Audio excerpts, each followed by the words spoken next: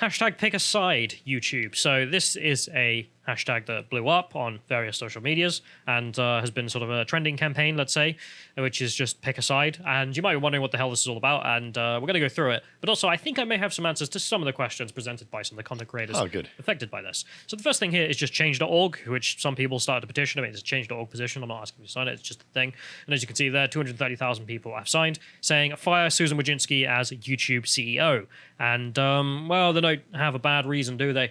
They say in here, for example, under her leadership, things started to go downhill, and this was caused by the reputation of YouTube and Google from the copyright controversy to 2016's controversial YouTube PR nightmare, known as the ad-friendly monetization policy, which was severely criticized by various YouTubers, and that the new rules censor and silence YouTubers' freedom of speech on their platforms by demonetizing and deleting their YouTube videos that deal with controversial subjects, such as an investigation to, well, tragedies or criminals or crimes, and crimes that are not ad-friendly. So, you know, I get on that basis. Don't want to defend YouTube too much, but I get the point where they argue, well, this isn't ad-friendly. Whatever. Deleting a video in which someone investigates a crime, such as noncery, for example, gets a bit sus. So let's go to the next link on this, which is the main video about it from what I've seen, which is called Pick a Side YouTube, 600,000 views there. And it's a compilation of God knows how many content creators who are making videos just short, they're all put together, in which they're like, yeah, so I investigate nonces, and I expose nonces, and I had my videos deleted by YouTube because they're hurtful, or I'm harassing the nonce, even though I put no personal information up there that anyone could find where he lives or anything, just that this was taking place within this company, and they haven't done anything about it. And why? Why are you so... It's not a robot doing it either. This is manual review. So a human, one of the companies YouTube probably contracts to do their moderation, is deleting that stuff. And it's not just noncery, of course. There is many a ad-friendly, unfriendly subject, such as you know, war crimes, animal abuse. I did see some where it was like this guy just abuses this monkey. It's just, you don't want to look at it. It makes you feel sick. And that's just up. That's fine. And like the dude who reported on some of that stuff, his videos got taken down. Whereas the guy who was abusing animals was still up, making loads of views. Interesting. And running on his videos. God. So this is the point of why they're saying pick a side. Pick a side between people who are just criminals, frankly, or war criminals, whatever, versus us guys who are exposing them. And we're the ones getting punished for pointing out what's horrible and what rightfully needs a light shone on it. So that's very suspicious, isn't it? Yeah, I mean, there was also one recently, I don't think it was included in this, in which I saw a guy who went after Roblox, just checking out some of Roblox's business practices. I don't know if you know anything about Roblox. So apparently they started up a system where they wanted other people to make games for them on Roblox, and they could get Robux in return, and therefore you pay the people to make the games. But of course, it's a kids platform, so there were loads of kids involved, and they also shut down their own forums because they were a toxic hellhole. So it meant that there were just Discord servers of loads of kids where one of the kids is a boss, potentially, and people are getting paid to make games, and there's no safeguards for any of the problems that might arise from that, such as nonsense. Oh, God. It's absolute S show. So, I mean, there are plenty of things to be shone a light on, and YouTube punishing these people for doing it is insane. I mean, you would have thought this would be exactly the kind of thing you section off. It's like, okay, no, the human moderator is going to be like, no, this needs to be shown. Anyway, but there is one complaint in here that I find most coherent, in which he points out one of the big double standards within YouTube. And let's play the first clip.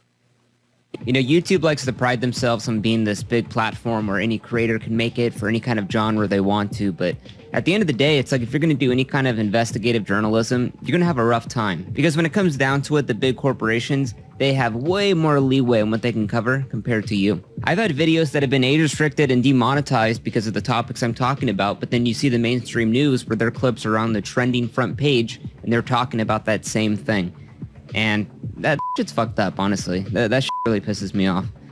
Because it's like, why are they giving all this leeway to the big corporations, but then when it comes down to the smaller creators that make up the entire platform, oh, they're not allowed to talk about it, you know? I mean, it's a very coherent point, which is that, and everyone's seen it. Why is it a big creator, like, I don't know, New York Times, MSN, CNN, can report the ones on on the something, trending news page. They're fine, trending. Individual guy does it, oh no, that's banned. Why is that? Yeah, that's inconsistent, that's unfair. Constantly, and it doesn't have to be a news story either. It can be something that, quite frankly, happened like a year ago. And their video will still be up, It handles the subject in exactly the same way, which is I am presenting this as evidence of the thing that took place. Maybe a little warning beforehand to be like, there's a lot of messed up stuff here. If you want to go and hide behind the sofa, go ahead. And the people who make up the platform can go to hell, and the legacy media get an absolute free pass. Do what you want. Put up whatever you want. Expose anything you want. No one's going to bother them. So their channels literally have a selected status as privileged and have no concerns to any of the moderators. Yeah. Oh, that's CNN. Well, there you go. Well, this happened, fine. as they said, since 2016, didn't it? Wasn't this basically the compromise, the ceasefire that YouTube and Google reached with big media after it started basically smearing Google and YouTube for hosting ISIS propaganda videos and things like that? All sorts of accusations, which didn't make any kind of sense. Neo-Nazi PewDiePie content and that sort of thing. Yeah, and I thought we'd demonstrate some of them here, and this will become very relevant in a minute, but just to demonstrate as well, this is a chap who, as CNN say, former alt-right follower, calls radicalization a health crisis. And in here, he is talking about the fact that he used to follow alt-right channels after watching SJW cringe compilations, and he became a radical, racist alt-righter, Jordan Peterson fan, I don't know, just any old thing. I find these a lot on MSN, BC, and CNN, but I've never met one in real life. I don't disbelieve this guy. This guy could have, watched some stuff and then some more stuff. I mean, that's how media works. How it works, yeah. You could read some books and then some more books. But it happens in both directions. But that's the point. He even says, so the thing that de-radicalized him is he started watching BreadTube. That's not de-radicalization, man. No. It's just that's going, rods and axes, hammer and sickle. Yeah, job done. Do you know the term beefsteak Nazi? I think I've mentioned it before. Yeah. So there were loads of communists and Nazis in Germany, and then when the Nazis came to power, the SA had a problem because loads of the former communist members all joined the SA, and they used to joke about it and say, "Oh, I don't know. There's a few Nazis still left in the SA, but we'll get rid of them." When you're covering the other day how BreadTube has basically become FedTube. Yes, that as well. But also the fact that you're like, at least he's a commie now and not a fascist. It's like, do you listen to yourself? I mean, it was ridiculous on the face of it. My understanding is now he's a bit more centrist and is dissociated with any of that crap. Yeah, good lad. Fair enough. But so not going after him here. But it was an obvious story that didn't make any sense, except if you're legacy media and you wanted to attack YouTube on the basis of you're radicalizing people, don't you know? And therefore you're bad. And we need to solve that by privileging certain kinds of media on your platform, such as CNN, with maybe a little tab about news, in which CNN gets a free pass to do whatever the hell they want. Yeah. And they've got that. This is one of those things in which they got it. And if we move on, we have the Wall Street Journal, as you mentioned, going after YouTube. Did you know PewDiePie is a Nazi and he wants to kill all the Jews? I am shook. It's not true. It was complete BS. Everyone knew it was BS at the time. And yeah, it still had an effect somehow with, as they say there, Disney cutting their ties. Made no sense. But whatever. This is a legacy media attack on YouTube because their platforms were losing relevancy and therefore needed to They get... were getting destroyed by modern media, by the internet, by alternative creators. All of the TV was by dying. you guys choosing to watch alternative creators. Exactly. But then they all had channels. It wasn't like they weren't on YouTube back in the day. Yeah, they were just embarrassed by how much their channels sucked compared to like some guy in his basement with a camera who's spitting truth. Yeah, he wasn't trying to just mess it up in a whole bunch of fake corporate nonsense where you try and spin everything to your advantage. Yeah, he wasn't trying to control the narrative. He was just saying his point of view. His opinion. Right. And that was it. And they all sucked and none of them got any views. So then they started attacking YouTube for a privileged place on the platform. So they can keep controlling the news flow, the information ecosystem, which is something they're used to doing and the thing which they rely on. And this is how we have all seen it. And how we see these events play out. And I'm sure that content creator, the guy who mentioned it, is not blind to some of this stuff. Yeah. But the best thing, and I have to feature it, is we have an admission. We have an admission from Susan Wojcicki herself that this is what has taken place. Although she puts a different perspective on it and says she did it for holy reasons, which is to just educate the public about terrorism, which I'm not sure I fully buy. But let's play this. It's a rather long clip, but it's an interview between Susan Wojcicki and the New York Times, and it's called Rabbit Hole, because it's all about that Caleb chap who fell down the rabbit hole and then got de-radicalized by becoming, interacted with communist propaganda, which... I love how they've set the framing of this whole discussion so strongly. Yes, that we need to promote communist nonsense. And Susan may well have done that. We don't know the code itself, but how the hell has that got popular? Let's be frank.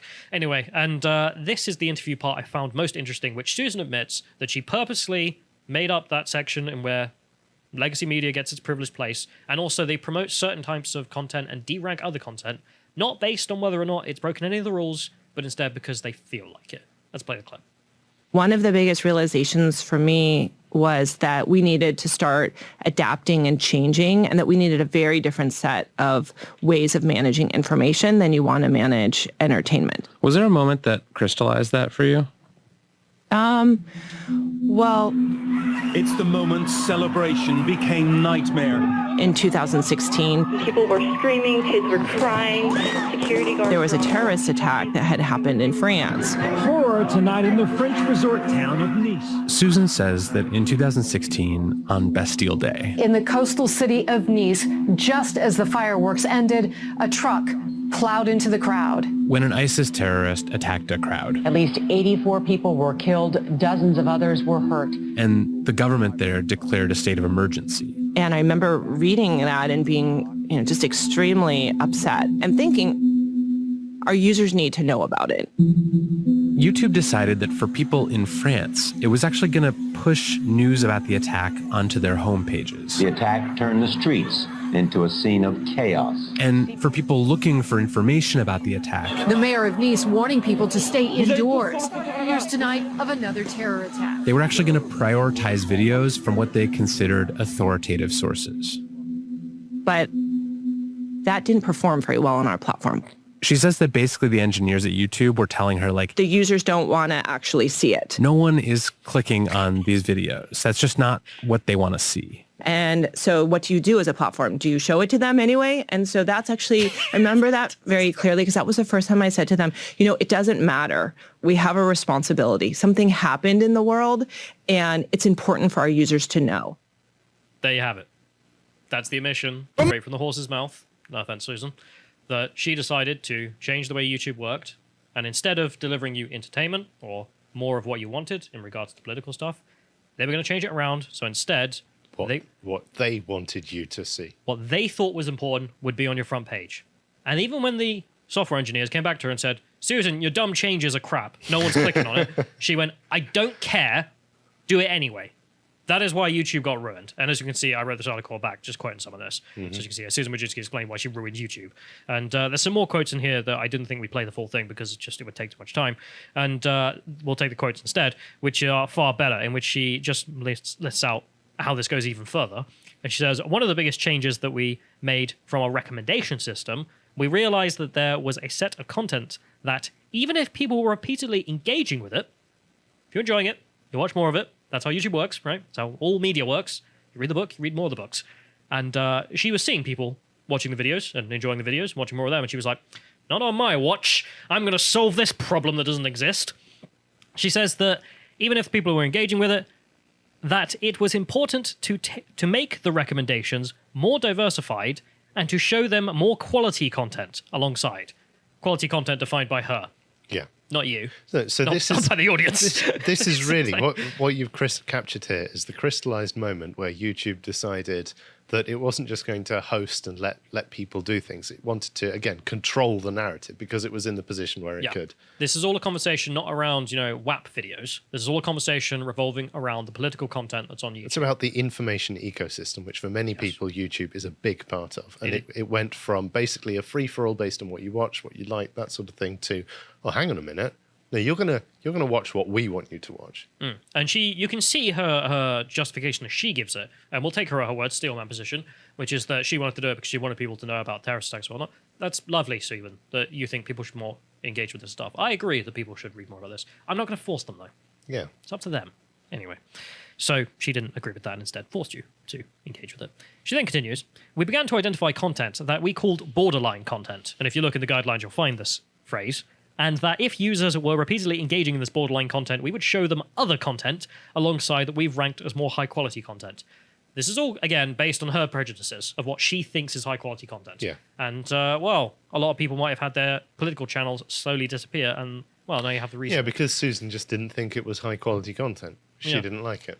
And she just identified those videos, and she doesn't even go on to explain what any of that means, by the way, because if she did, then she'd be caught out. And but she continues, and what that has done, it's actually had a 70% reduction in the view of borderline content in the US, and we were in the process of rolling it out globally. It's in most English-speaking countries already, with a large market of it in France and Germany as well. And and I can just mention here, by the way, Japanese YouTube is great. Like Still it's works? like old YouTube, yeah. Like you don't get all of this authoritative source nonsense. Like you get a load of like wacky Japanese content. It's quite good. It's a completely different ecosystem. That's the other problem the system has now, which is that you used to have a load of burgeoning content creators coming up out of the woodwork constantly. And they just appear. And now they don't. No, 70% reduction of views. Yeah, they basically killed off all small-time content creators deliberately by executive fiat. From the horse's mouth. She is asked by the interviewer what counts as borderline content, and then she just doesn't explain. That's just, if you can scroll down, John, just for the last quote there, which is just being like, yeah, it's nuanced. It's nuanced, but we had a 70% reduction of it. Yeah, it doesn't work that way. Shut up, you. You're taking the piss. It's complicated. It's nuanced. It's whatever the hell we want. Yeah. And in case you think I'm being hyperbolic, maybe you just joined the club and think Susan is actually a secret right winger, and she's just playing the field here. Or something. No, we could just look at what she's up to. So we get the next one here. We have her here, her account saying, "Such a pleasure talking with this guy about how YouTube can better support content creators from all communities. Kevin, congrats on being part of the hashtag YouTube Black Voices Fund class of 2021." Which I can't think of a more insulting. Well, to be honest, it seems to me like every big tech franchise has some kind of space where it's just like black people. Have you not been creators. On? Like, have you got like Black Kickstarter? Steam had one as well. Netflix. Yeah. If you go on what is it, Amazon Videos or whatever. So basically, like big tech is segregating black creators from everyone else. Here's the black stuff, and it's like.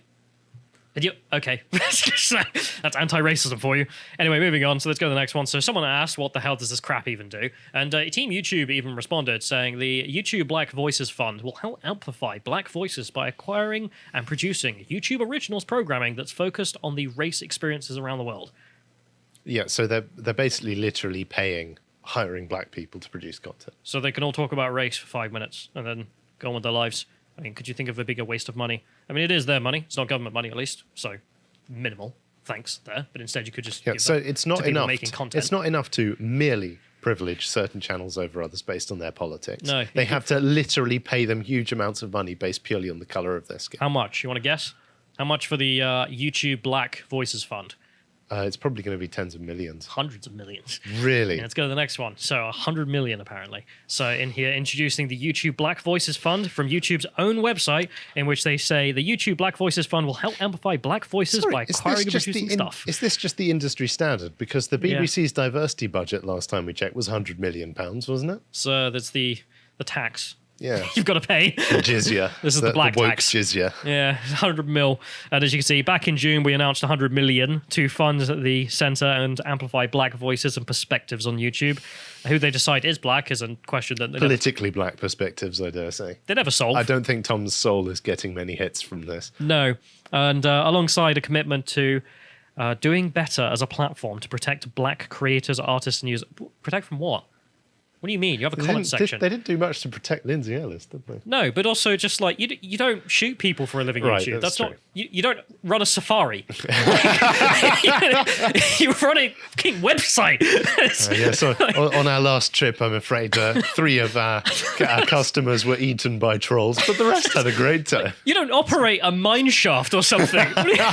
You operate a website where there's a comment section and a dislike bar, and you deleted the dislike bar.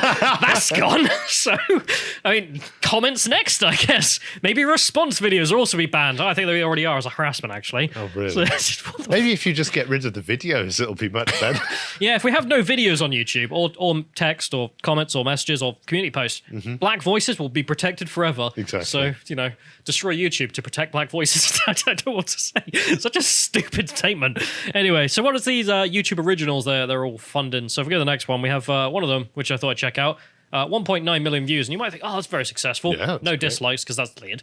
And no, this is on YouTube's own channel with 39 million subs.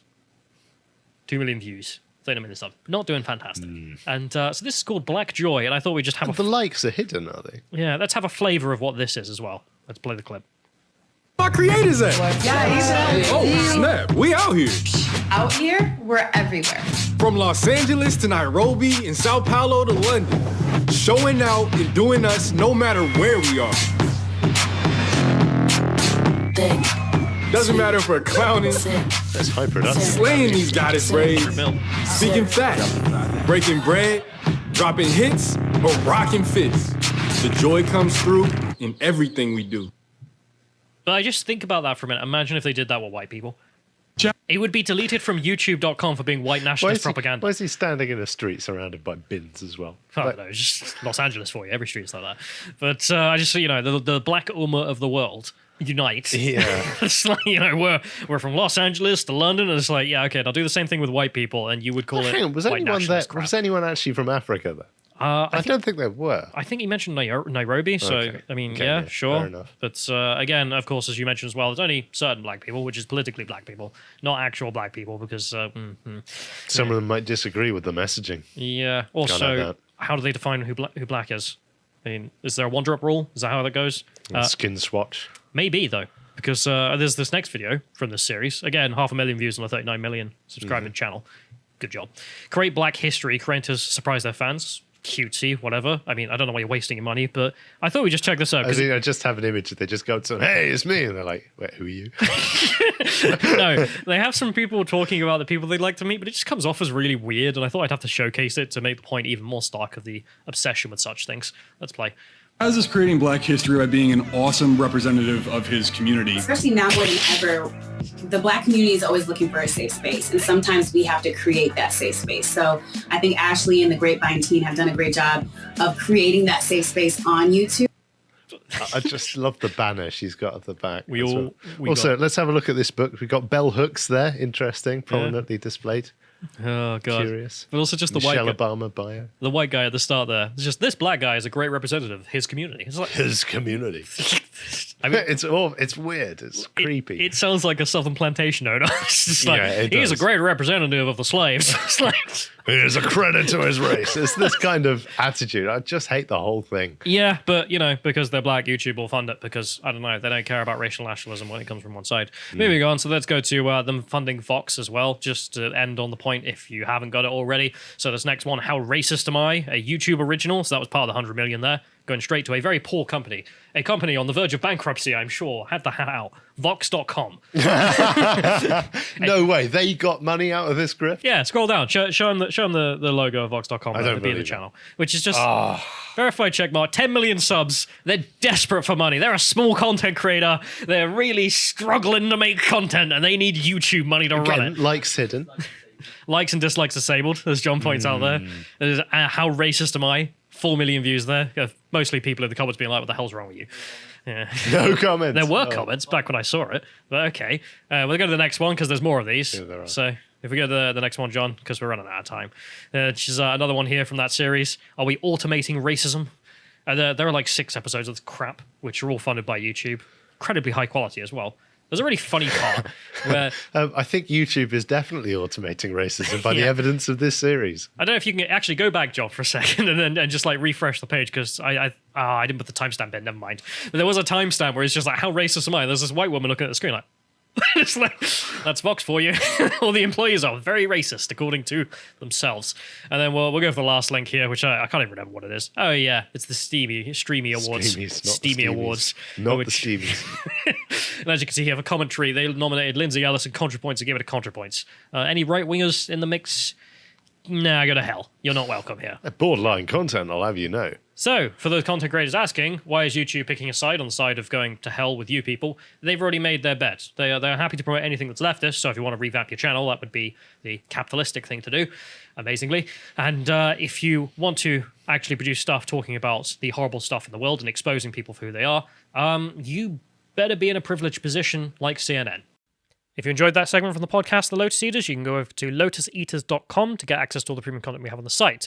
You can also check out this video, for example, the feminist argument for abolishing the family from Vice, who are arguing for this, in which John and Carl go through it and take a look at the arguments. I'm sure they're very strong. If you'd like to find out what else is coming out on the website, you can always go over to Getter. That's lotuseaters_com for the Getter account. Thank you and goodbye.